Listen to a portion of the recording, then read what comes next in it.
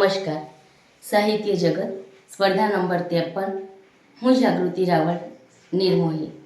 મારો વિષય છે ફોજી પિતાનું પાત્ર. વંદે માતરમ. દીકરા, આજે તારું રિઝલ્ટ આવ્યું અને તું શાળામાં પ્રથમ નંબરે આવ્યો.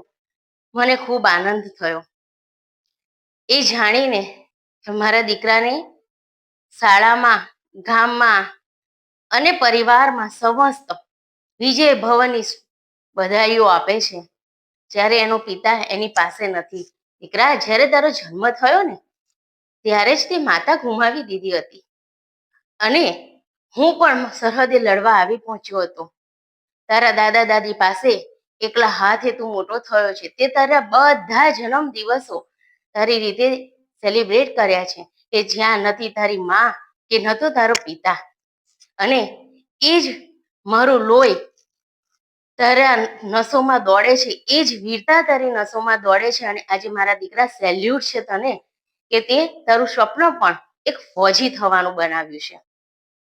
ફોજી પિતા દરેકની વાત કરું તો એ એમને એમ નથી થતા. હૈયા પર પથ્થર રાખી અને માં ભારતની રક્ષા કરવા માટે દોડે છે. જ્યારે પરિવારને છોડે છે ત્યારે આંખોમાં આંસુડાની ધાર વહે છે, પણ હૈયામાં એક ભારત માતાનું રક્ષણ કરવાનો આનંદ પણ અનેરો હોય છે. અને આજે મને ખૂબ ગર્વ છે કે હું ફોજી છું. મારા થકી હું દેશની રક્ષા કરું છું અને સાથે સાથે સમગ્ર જનતાનું રક્ષણ પણ થાય છે.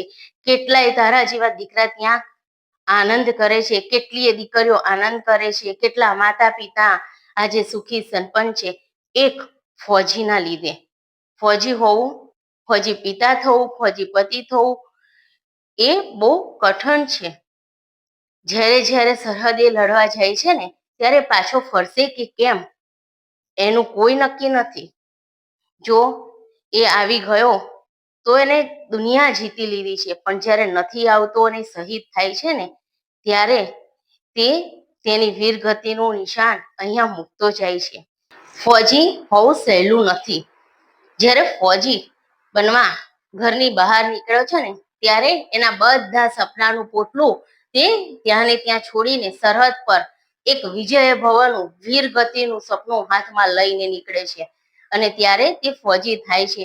હું દરેક ફોજી પિતાની વાત કરું ને તો એક ફોજી દીકરો જે સરહદે લડે છે ત્યારે વૃદ્ધ માતા પિતાને તેની જરૂર છે, તેના બાળકોને તેની જરૂર છે, તેની પત્નીને તેની જરૂર છે, સમગ્ર સમાજને એક ફોજીની જરૂર છે. અને એ ફોજી સમગ્ર સમાજ માટે થઈને પરિવારથી દૂર તે લડે છે. અને મારા દીકરા, જો તે સપનું નક્કી કર્યું હોય કે મારે ફોજી થવું છે તો આજે હું અહીંયા રહીને તને સંદેશ આપું છું કે દીકરા, તું ફોજી થજે.